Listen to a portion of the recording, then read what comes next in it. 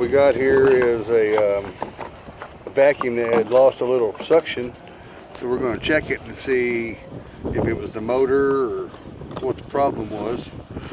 And we got up here, the motor seems to be working good. We changed it on 10/22/19, but what we did find was this gasket right here. It's pulled out.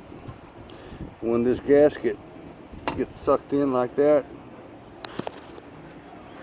vacuum loses suction on one motor and it causes it to drop. This one dropped from 80 to 40 on our meter here. So we're going to swap that out, put a new gasket in. We got some new gaskets right there. We'll put some new gaskets in. This is our J.E. Adams 4-tube vacuum. We'll give you a little more video later. Now we got it off. Now we can see what it looks like when that sucker gets sucked in over here, blowed out over there. When that happens, you lose suction when your vacuum goes from 80, and this one went to 40. So we're going to put a new gasket on and see if this fixes our J.E. Adams 4-tube vacuum, dual motor. What you're going to need is a scraper, razor blade scraper.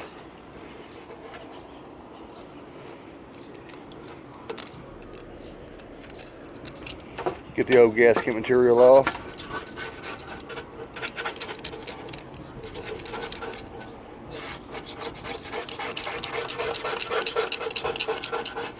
This one had a skinny gasket on. Now skinny, I mean it's a little skinnier, but it's bigger, round.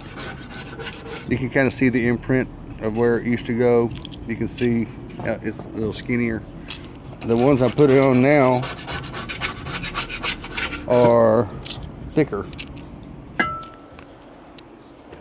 fatter, a little fatter around. I'll show you what I'm talking about. As you can see, this gasket has got a way fatter lip on it, and it gives it a better, it gives it more to stick to, like that.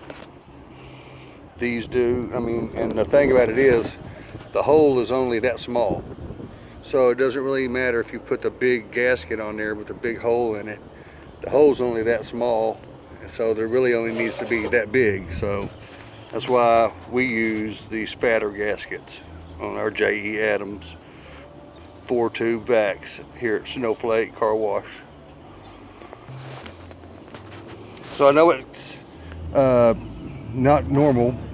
Most people put their gaskets on the actual vacuum housing itself.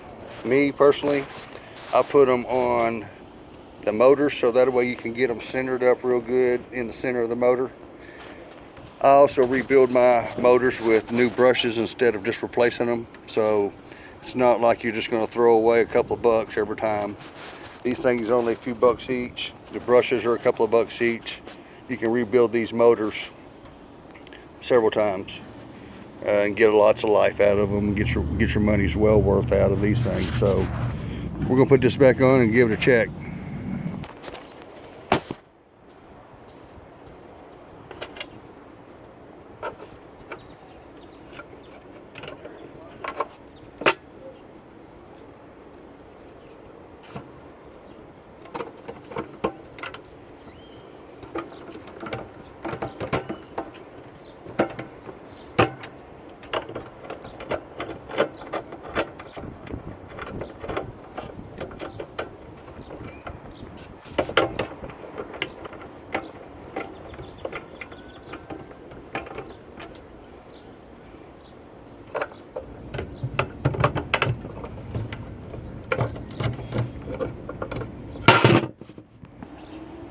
So to do that, we do the same process as a while ago. We take these screws out here. There's two little screws. There's a screw right here, and then another screw that went right there. You take those screws out, the motor slides right out. Then the same process on the other side. As you can see, this one's not as bad, but it was coming up right here and it was getting ready to pull out. As you can see how it's kind of oblong in there, but you can see that's a skinny gasket. We're going to replace that with another fat gasket on the motor. Alright, now we've got that all good and cleaned up. Looks like after you get her good and cleaned up. We had to get some brush cleaner on there. And sometimes that glue gets a little sticky. We got this thing straight, all cleaned up. About to lay our new gasket on.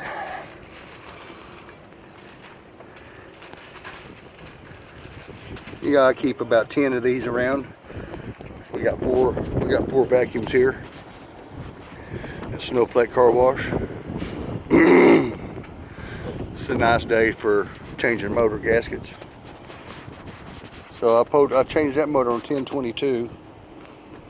This one here I changed on 4/11/19. I mark everything so I know exactly how long things last. Another thing that you might run into is when you loosen this nut up here to get them off. Once you put these new gaskets on, they're a little thicker. Sometimes you have to raise it on up a little bit more to get the motor on. See how there it slides right in place now.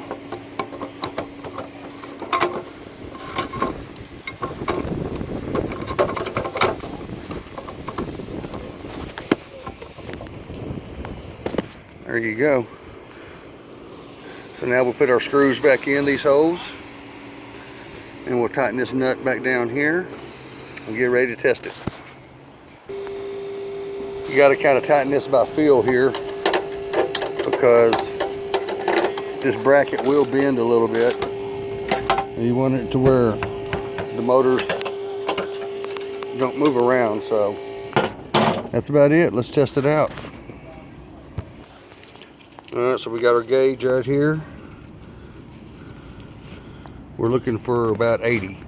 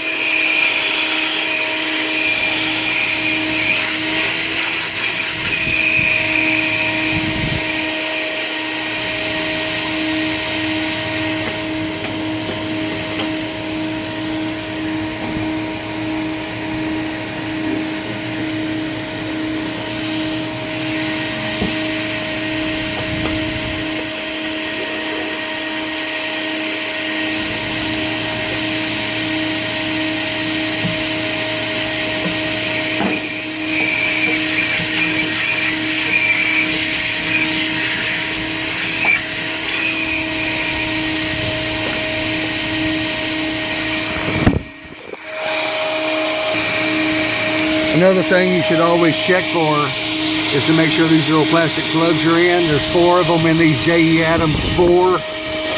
What I do is I take the vacuum next to me and vacuum this thing out and get all the crap out of it.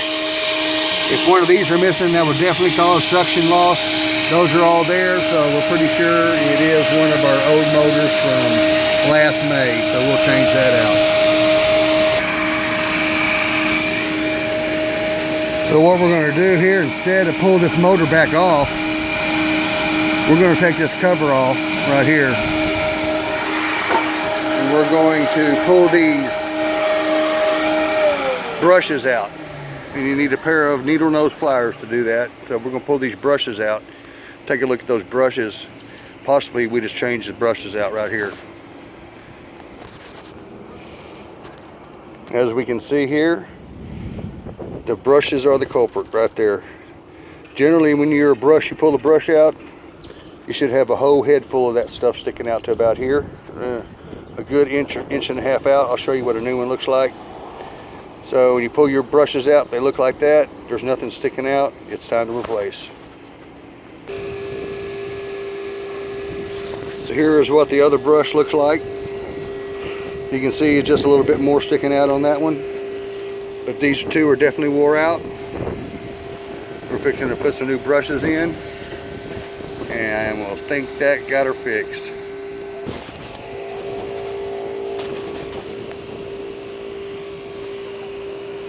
So here's what the new brushes look like. You can see that black stuff sticking out of there. And it's what it's supposed to look like. You have to be very careful with these things. That stuff will break off. And you got to be very gentle and get them in there without breaking this black stuff out. Now you can see we've got the new brushes compared to the old brushes. You can see they stick out considerably further. We're going to slide these babies right back in those new holes and test her up.